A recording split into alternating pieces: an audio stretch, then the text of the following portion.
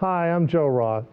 At New Jersey Sharing Network, we're committed to saving and enhancing people's lives through organ and tissue donation and informing people about our life-saving mission. That's why we're proud to support programming produced by the Caucus Educational Corporation and their partners in public television. The future of students in professional sales, next on Caucus, New Jersey. Funding for this edition of Caucus, New Jersey has been provided by Choose New Jersey. Our mission is attracting companies to the Garden State. Investors Bank, Holy Name Medical Center in Teaneck, New Jersey. Healing begins here. Health Republic Insurance of New Jersey. Fedway Associates. Qualcare Inc., a local managed care company covering 750,000 New Jersey residents. And by PSE&G, committed to improving New Jersey's economy and strengthening its communities. Promotional support provided by Commerce Magazine and by The Record, North Jersey's trusted source, and northjersey.com.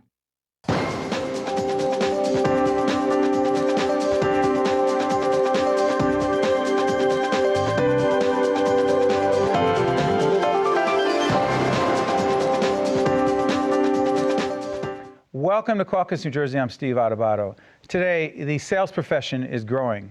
But what exactly are the skills and tools needed to become a terrific sales professional? Here in the studio to answer that very important question, we have the Executive Director of the Russ Berrie Institute for Professional Sales at William Paterson University. We call him PK, but his name is Dr. Prabakar Kothandaraman. I'm glad you said that. But we're calling you PK today. That's fine. And Joseph Nyamwange is a sales manager for SHI Corporation and a 2010 graduate of William Paterson University. More on his story later. Our good friend and mentor, Angelica Berry, president of the Russell Berrie Foundation. And finally, Ed Bitterle. For the first time here on public television, at least on our show, we have him, and he is the Senior Division Vice President at ADP, a big sponsor of the Russ Berrie Institute for Professional Sales. I want to thank all of you for joining us. Pleasure. Angelica, set the tone for us. We've been talking about this for a long time. We started this conversation with Russ many, many years ago, talking about professional sales. Let's talk about Russ's commitment, your late husband.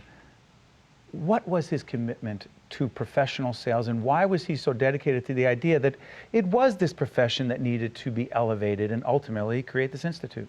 Well, Russ was a salesman, first of all. His father was a salesman, his two brothers were salesmen, and he had a personal vision that was tied into his childhood and his sense of idealism for what he wanted the profession to be. He wanted it to be considered a very respectable profession. He thought it was sales, he considered a roadway to success. And I think that equating his own personal success story with what he had as a natural gift, and I think he felt that sales was a natural gift that couldn't be taught, that you have to have something inside you. So that vision he expressed so simply. He said, I would like the Jewish or Italian mother to be able to say with pride, my son or my daughter, the salesperson, as opposed to just my son or daughter, the doctor or the lawyer or something else. And so it was from that very simple premise that the Sales Institute was born. PK, talk about the Sales Institute. What is it? What does it teach? And why does it produce such extraordinary young men and women? All right. As Angelica was saying, the vision is to get salespeople highly professionalized. Our institute carries the name Institute for Professional Sales, and we take both words, professional and sales, very seriously. And I think it was, I mean, I've never met, and I didn't have the fortune of meeting Russ Berrie, but I think it was extremely... Amazing guy. That's what I hear. And I think it was really clever and, extraordinary vision as to how he set about to legitimize this whole profession.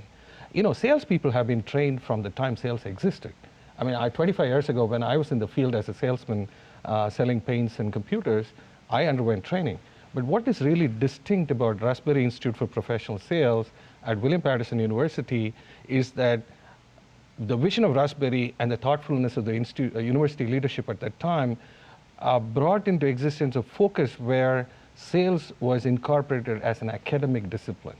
Now, the best way to gain legitimacy is to institutionalize a discipline. And I think it was extraordinarily clever from Russ's side that you brought it into the university, and then what happens? University seeks intellectual commitment from its faculty in furthering the discipline. So what was once thought of as a training, essentially a training It component. will train you to do sales. Right. No longer. Yes. Now it is now blossomed into a whole academic discipline which is founded on basic disciplines of psychology and other social sciences. Well, let's break it down. Let's break it down because, help us on this. What exactly goes on in the Institute that causes corporations like ADP to say, we're in, we're going to sponsor, we're going to invest in it? Describe it. Sure, there are a couple of things, right? So when I was a student, the emphasis was on the actual practical training, right? So, typically when you think school, you think books, you think studying and lectures. They kind of turned the education model upside down. So a lot of our trainings was within the sales lab, which Russ donated and building at William Paterson University. And that's when we really started learning the selling process. Describe it, because you say sales lab. We happen to have done a series of training for not-for-profit leaders underwritten by the foundation. But we know what the labs are. But people think, oh, laboratory, test tube. Describe it, though. Sure. So we call it like the sales gym. So the sales gym. So like just imagine 5 different rooms, right? Professional executive rooms with 2-sided mirrors where folks can watch from the inside out in both ways. Where you actually do sales calls, where we have either sponsors or even part of the curriculum where students are actually either learning how to sell and they're negotiating within that sales facility. And that's where it starts to become practical, right? So our preparation changes. So it's not memorizing or studying a book. It's rather us going through practice, watching the DVD and seeing how So play this out for a second. Sure. You come in. I'm a prospect. Yes. Okay. You're trying to close a deal with me. You don't want to pitch me. But you want to engage me. You want to connect with me. But you want to close a deal with me. Of course. And it's videotaped.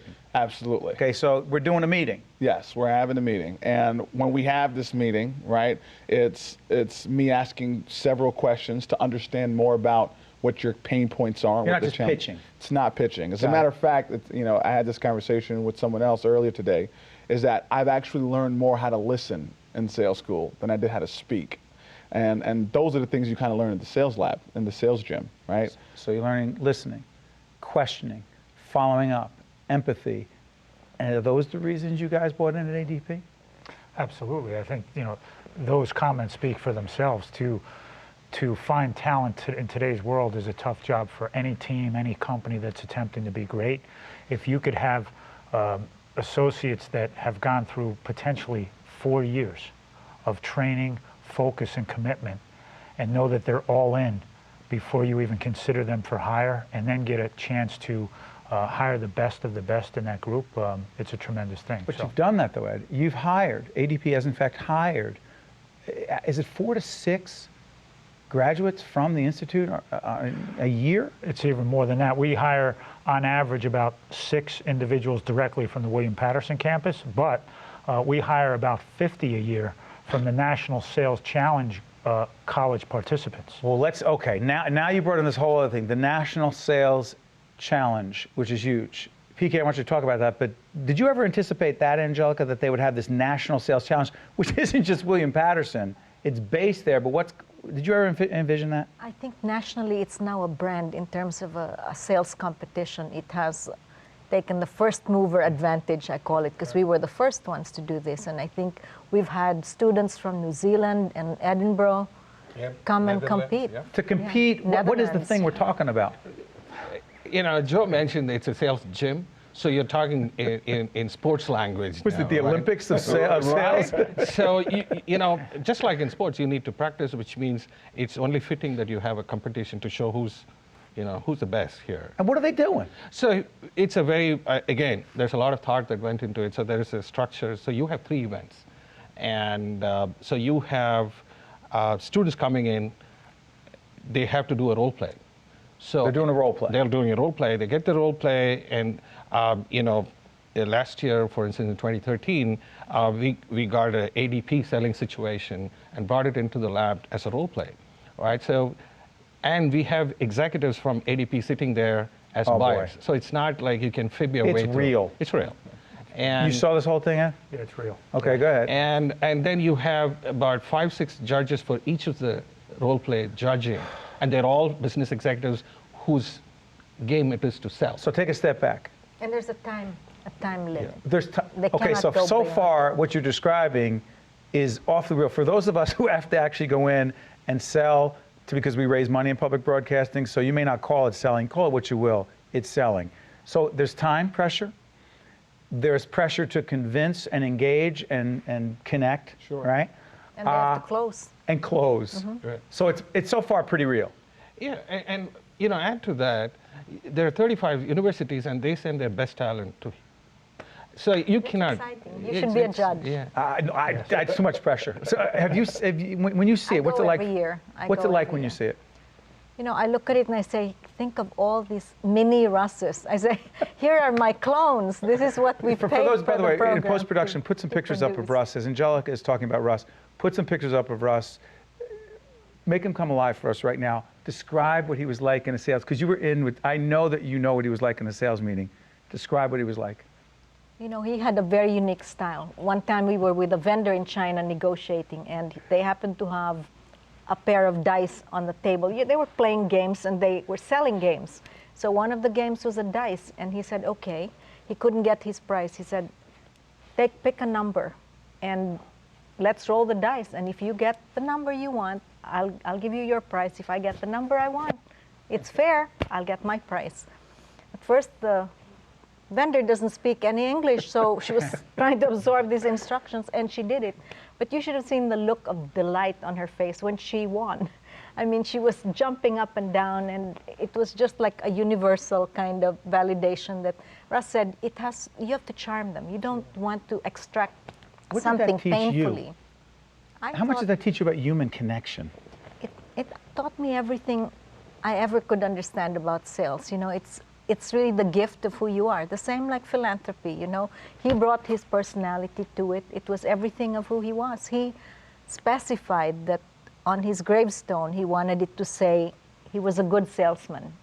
He didn't want any of these kinds of fancy kinds of He was a good salesman. epitaphs. And everything He just- that means. Yeah. What does that mean to you when you hear Angelica tell you that story? You know, it's funny because one of the things that we've learned, and I didn't have the opportunity to meet Russ, but people make decisions off emotions and allow the logic to explain why they made those decisions. Whoa, back And up. Say that again. People, Someone's going to like write that you. down somewhere. no, people make decisions based on their emotions, and they use logic to explain why they made those decisions. And this business is all about people and relationship, right? So when I hear a story like that, that embodies everything, not just what we've learned, right, at RBI, but it's what The Russ Berrie I've- Institute. The Russ Berrie Institute, but it's what I've embodied in my career, right? And that's what's literally put me more on the fast track than a lot of my peers. So, you know, again, as much as I wish I would have met him, I'm excited to meet him through the program, meet him through Angelica, and just meet him through all the other students. It's phenomenal. What does it mean to you that the profession of selling, of sales, is being elevated in this way? What does it mean to you? Personally, it's a huge thing for me. Here's why, Steve. I'm a first generation, right, from Kenya. My parents are very traditional. And, you know, when I first came to them and say, listen, I want to do it sales, they had immediate pushback. We need you to be an accountant, or we need you to be a lawyer, not to knock on Nothing any wrong with other that. professions. But I took a risk. And, you know, out of respect, they gave me that opportunity. Today, my mother is excited and ecstatic about me and my career. They're excited about the program and what it embodied.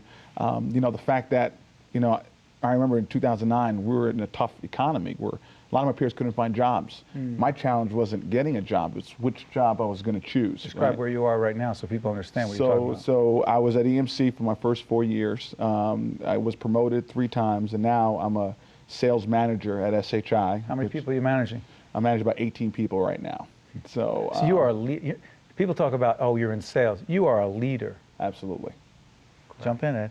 Well, I think the program, I mean, you asked about the program. So ADP is a big sponsor of the program, so we'd say, why would we do that? Well, first of all, and I know, Steve, you're quite familiar with ADP, from a social point of view, we do a lot of support and financial support for educational programs. This is a wonderful program, and we support that. From a people point of view, we're able to connect with people like Joe and get the inside track on hiring them. Some other examples, We have on our team the 2011 winner of this Sales Olympics nationwide is on our team. You got the winner? We got the winner in 2011. She has since made 2 President's Clubs, a trip to Hawaii, a trip to Barcelona. She's now in our leadership development program, so leading like Joe. We have another example who won the speed sail portion of the program in 2012 at the University of Toledo. He's had 2 great years, just recently accepted into the leadership development program as well. So. PK, if you weren't doing this, if the Institute, if the Russ Berrie Institute were not doing this right now, would these opportunities exist for a lot of these students? No, I guess not, because where else would it be happening? As I said, just on the other side of the things, when recruiters come in, especially sales recruiters, it's like kids in the candy shop. Usually when they interview people for sales position, it's like, I think I'm good with people, so I might be good at sales. Or I tried everything else, maybe I'll try sales. As a last resort. As a last resort. But now that's not the case. These students have been thinking about sales, how to make a mark in that profession for the best part of their 4-year undergraduate curriculum. So they're getting motivated students who have been trained not just in the number of credits they take in sales classes, right. They also take in accounting classes, finance classes. So break it down, PK. We talked before anecdotally about taking, you want to believe that when you head a nonprofit, it's so funny the word nonprofit, we talk about it all the time, as if bringing in dollars and running a business doesn't matter, which couldn't be further from the truth, right? Our production company is a nonprofit, which means if we don't bring in millions of dollars, we're not on the air. So we're involved in sales. So I want to believe that we know something about this. So far, and I'm learning a lot from you, good listening. Sure. Empathy. Absolutely. Asking good questions. What are the other skills and tools? All right. So one of the fundamental things when you go and sell to businesses such as ADP is Ed might like me. That takes me up to a point, but he has to see value in what I offer. In order for me to offer him value, I need to know what exactly Ed wants. So, in terms of positioning the listening skills, I have to bring back those, whatever I've listened, I have to marry it with the solution that I have and present it in the form that Ed recognizes value and he's happy to buy it from me, who incidentally he likes also. Is that a skill? Oh, this is fascinating. Is this in fact a skill set to figure out what Ed needs at ADP? Or, I Googled them, I went on their website, I figured out some things, I know what they need. It's not that simple. No, it's not at all. Absolutely not. It's unless I can sit under a tree and kind of meditate and figure out what it means. That doesn't work. Right. Even, it doesn't work that way. And add to the complexity of the layers is it's not Ed alone who's going to decide from ADP what he wants. Ed has 5 of his colleagues. One is going to look at whether it's financially viable, and the other person is going to look at is it technologically sound? Wow. And the user is going to look at, is it going to be fun and easy to use? So, but I'm the only salesperson who goes in and immediately I need to gauge, okay, he's playing, a particular role, he's in another role, and then I tailor my presentation and communicate, which you know very well, the essence of communication. A little bit, not much. A PhD, that's okay. No, trust me, the PhD doesn't count. It's when you're in the marketplace that matters.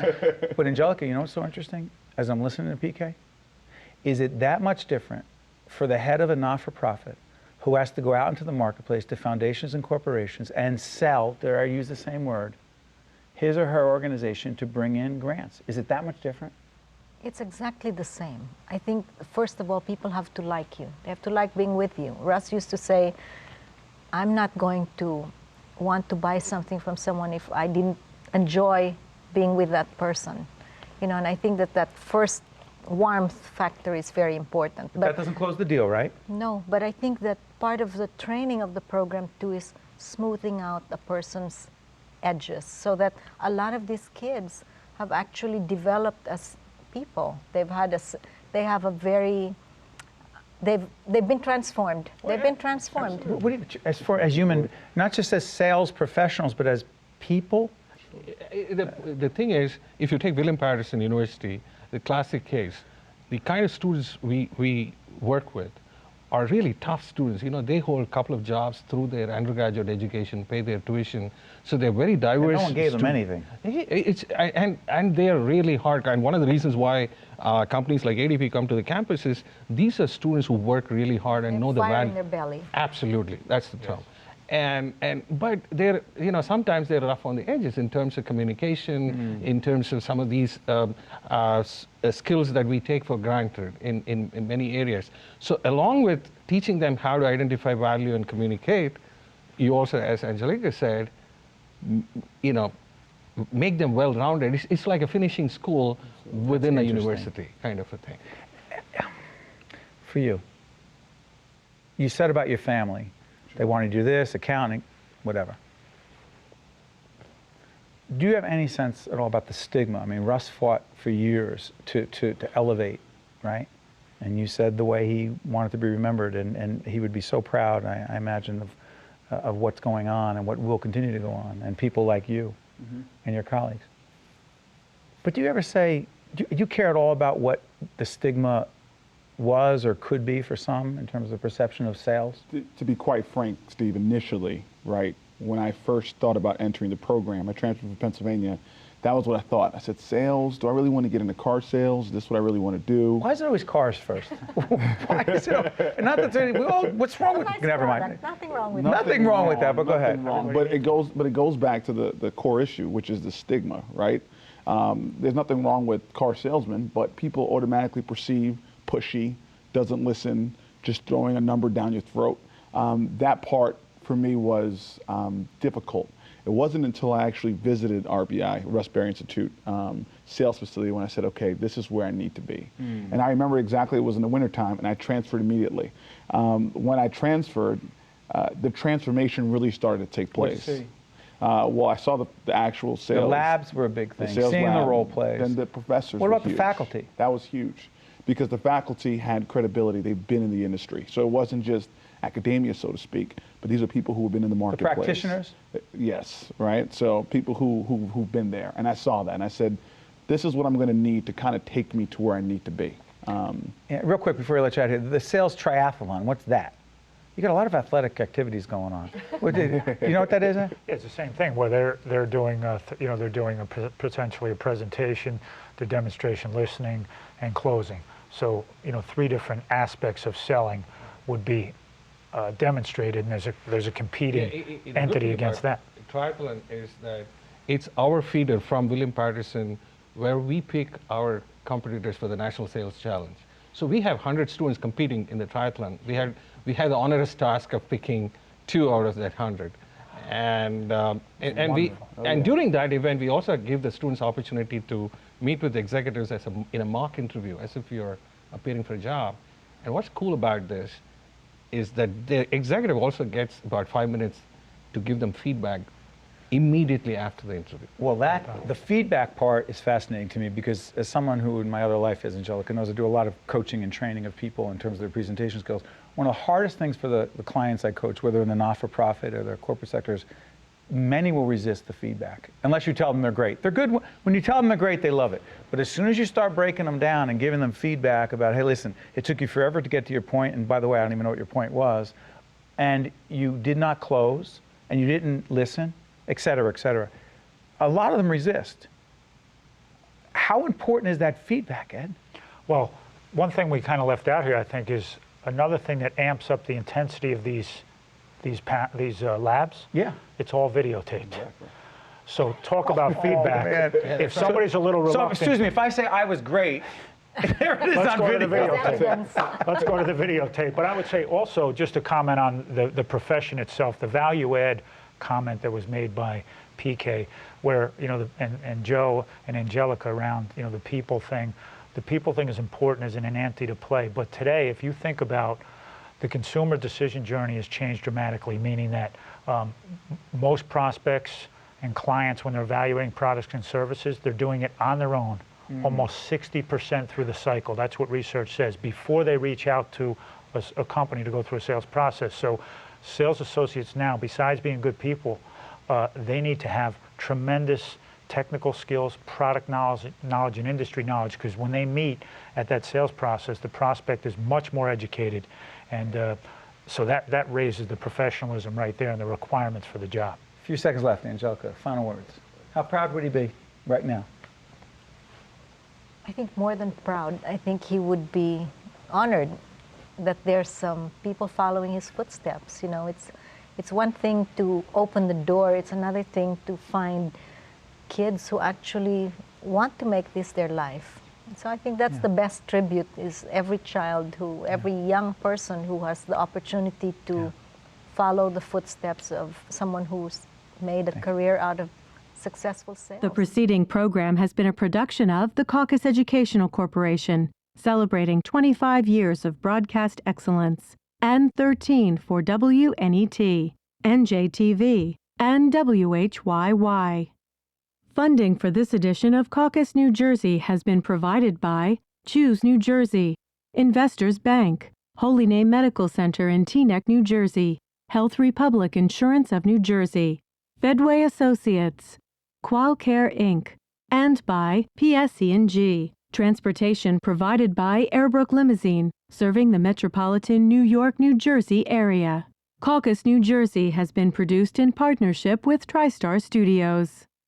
My name is Dr. John Rundback. I'm actually the medical director of the Interventional Institute here at Holy Name Medical Center. Peripheral arterial disease actually is extremely common. It's one of the forms of hardening of the artery. As interventional radiologists, we perform minimally invasive image-guided procedure. Generally, the procedures we do are alternatives to what would otherwise be major surgery. Almost 80% of those patients can avoid amputation if they're referred for us for these sort of procedures. Holy Name Medical Center in Teaneck, New Jersey, 1877 Holy Name. Healing begins here.